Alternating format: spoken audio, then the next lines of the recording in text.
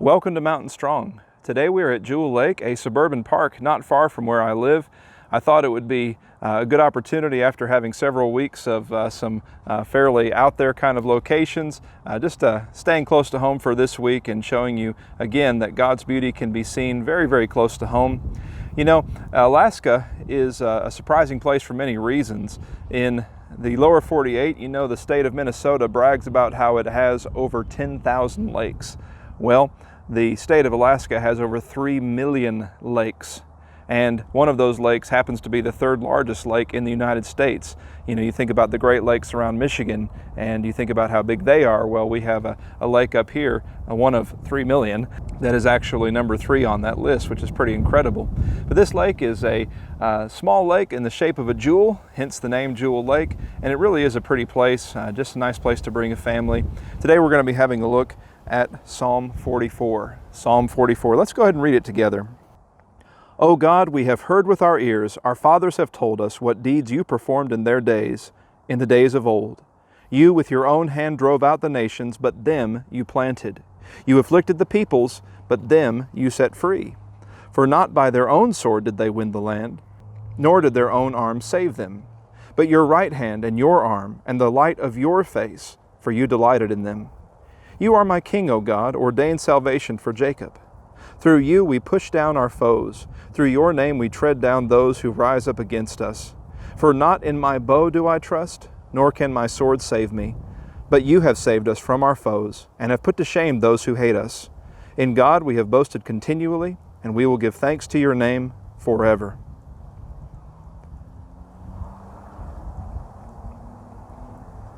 But you have rejected us and disgraced us, and have not gone out with our armies. You have made us turn back from the foe, and those who hate us have gotten spoil. You have made us like sheep for the slaughter, and have scattered us among the nations. You have sold your people for a trifle, demanding no high price for them.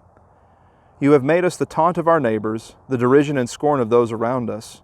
You have made us a byword among the nations, a laughingstock among the peoples. All day long my disgrace is before me, and shame has covered my face. At the sound of the taunter and reviler, at the sight of the enemy and the avenger.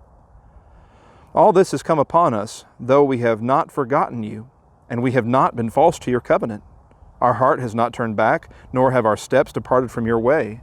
Yet you have broken us in the place of jackals, and covered us with a shadow of death. If we had forgotten the name of our God, or spread out our hands to a foreign God, would not God discover this? For he knows the secrets of the heart. Yet for your sake we are killed all the day long. We are regarded as sheep to be slaughtered. Awake! Why are you sleeping, O Lord? Rouse yourself. Do not reject us forever. Why do you hide your face? Why do you forget our affliction and oppression? For our soul is bowed to the dust. Our belly clings to the ground. Rise up, come to our help.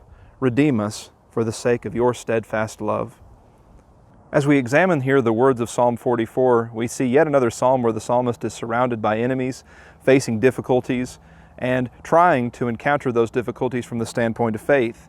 The situation of this psalm is particularly bleak. We see him describe his situation in the middle of this psalm.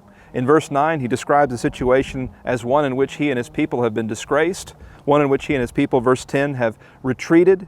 He and his people, verse 11, are like sheep in battle. They are counted for slaughter. They are, according to verse 12, sold out by God.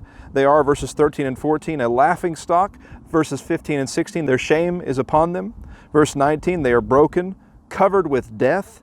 In verse 22, they are killed and numbered again as sheep for the slaughter. And in verse 25, their soul is in the dust. And as I think about that description in verse 25, I'm mindful of the curse that was placed upon Satan. Do you remember how he was told that he would crawl along his belly all the days of his existence? In other words, how he would be limited in his powers, and how he would be the prince of the powers of the air in his mind, but he would really only have sway over this world? Well, the psalmist pictures himself as being right there down on his belly alongside of Satan. That's a pretty terrible position. And as you look at this psalm, you realize that all of these things he is related to God. How powerful was that reading in the middle there where he said, you, over and over again, saying that God had done these things. Now, as we examine this psalm, again, I began this discussion by saying he's approaching this from the standpoint of faith. And as he approaches it from the standpoint of faith, he does a lot of the things that we've seen him teach us in the earlier Psalms. He approaches the problem with a mind towards the past, a mind towards what God has done previously. He has faith in God's past deeds in verses 1 and 2. He gives God the glory in verse 3. I appreciate the fact that he does so. If you remember, in Acts chapter 12, Herod met his death because he failed to give God glory. So there's no problem there for the psalmist. He trusts in God. He doesn't trust in his sword or his bow, he says in verses 4 through 7. And he has gratitude towards God. We know from previous studies how easily we can depart from God by failing to give thanks. But he is thankful. In fact, in verse 8, he says, "We will give thanks to your name forever." Now, is this a problem of sin then? Has God brought these things upon him because of sin? In verses 17 and 18, it says, "All this has come upon us, though we have not forgotten you. And in fact, our heart has not turned back, our steps have not departed from your way." He examines further that idea in verses 20 and 21 when he says, if we had forgotten about God, if we had served false gods, then God would have known about it. And so even the idea of doing such a thing is ludicrous to him. He would never think about turning away from his God, at least as of the writing of this psalm. And so what really then is the problem? What's going on here? You know, sometimes we can condition ourselves to thinking that the life of faith is a life without difficulty. We've talked about that in previous studies. But the problem is that in Bible history, how often do we see it working out for godly people? Over and over again, right? We see kings in peril or judges who need strength or God's people facing armies, and we see them facing these great odds, and we see them overcoming them over and over again, and that really is the standard. And because there is a standard in place, we begin sometimes to think that there is a rule in place when in fact there is not. It is not a health and wealth gospel that we preach when we preach about following Jesus. It's not if we give, then we'll automatically be guaranteed to receive 10 times back what we have given. That's not how it works in our service to our God. And in fact, in Ecclesiastes chapter 9, we reflect upon the truth of the wise man Solomon when he said that time and chance happens to all, and that the battle sometimes is not to the strong, the race is not always to the swift. As we continue to think about this psalm does teach us that godly people will sometimes suffer and face difficulties. But what it also teaches us along the way is that pessimism is not necessarily out of character in the life of faith. You know, this psalm takes a very negative tone. And remember, it takes this tone by inspiration. God is giving inspiration to these emotions and allowing these emotions to exist alongside the rest of His truth. So you say, how can pessimism have a place in the life of a child of God? I know some people who think that God's children should only be optimistic. And because they think that God's children only should be optimistic, at times I've observed Christians seeing things for what they are not. And in fact, not being aware to obvious evils and obvious problems for fear of being seen to approach something in a pessimistic manner. Pessimism has a place in the life of faith. Feeling as though the situation is hopeless and lost is a part of following God. There is no problem with having these emotions. Because what is the psalmist doing with these emotions? Always remember who these prayers are directed to. The psalmist is taking these prayers to God. He's concerned about what God is doing, but he's going to God about it. He's not going to secular friends. He's not going to extra-biblical sources. He's not going around amongst the people of God and complaining about his situation. He's bringing these things to the Father, and that's exactly what God wants us to do. You know, as we reflect further, though, on this psalm, this is one of those times where we really need to go to the New Testament.